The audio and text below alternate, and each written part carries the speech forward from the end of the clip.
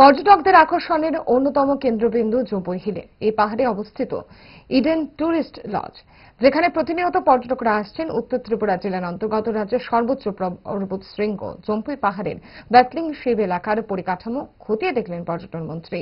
রাজ্যের পর্যটন কেন্দ্রগুলোকে সৌন্দর্যায়ন ও আকর্ষণীয় করার লক্ষ্যে বৃহস্পতিবার রাজ্যের সর্বোচ্চ পর্বতশৃঙ্গ ব্যাটলিং শিব স্থানটি পরিদর্শন করেন রাজ্যের পর্যটন মন্ত্রী সুশান্ত চৌধুরী।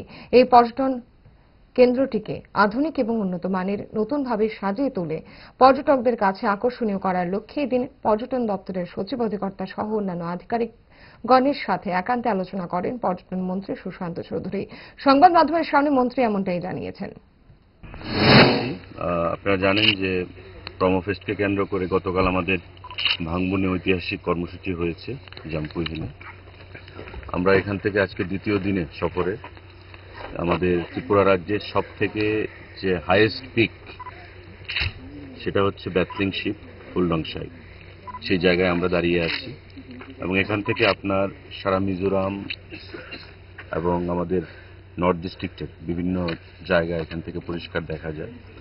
এবং সেই জায়গা এটা একটা উৎকৃষ্ট ট্যুরিস্ট ডেস্টিনেশন। এখানে এসে সেক্রেটারি, ডাইরেক্টর সহ এসডিএম, আমরা ইঞ্জিনিয়ার প্রত্যেকে এসে এই এলাকাটাকে কী করে আরও সুন্দর করা যায়, ট্যুরিস্টদের জন্য আরও আকর্ষণীয় করা যায়, ফরেস্ট ডিপার্টমেন্টের সঙ্গে কথা বলে, ডিস্ট্রিক্ট অ্যাডমিনিস্ট্রেশনের সাথে কথা বলে আমরা সেটা এক্সপ্লোর করছি। এটা এমনিতেই যা জানলাম যে পর্যটকরা এখানে প্রচুর পরিমাণে আসে, পিকনিক পার্টিরাও সিজনে এখানে প্রচুর আসে, কিন্তু এটাকে আরেকটু রিনোভেট করতে হবে এবং আরও ডেভেলপ করতে হবে। তো সেই জিনিসটাই আমরা খতিয়ে দেখব বসে, কারণ দীর্ঘদিন ধরে এই জায়গাগুলো নেগলেক্টেড ছিল। দোষ আপনার ফুড হ্যাবিটে নয়, ভেজালে। সেই মায়ের আমল থেকে 5 দশক ধরে গ্যাস, অম্বল ও পেটের সমস্যার একমাত্র সমাধান গ্যাস নল।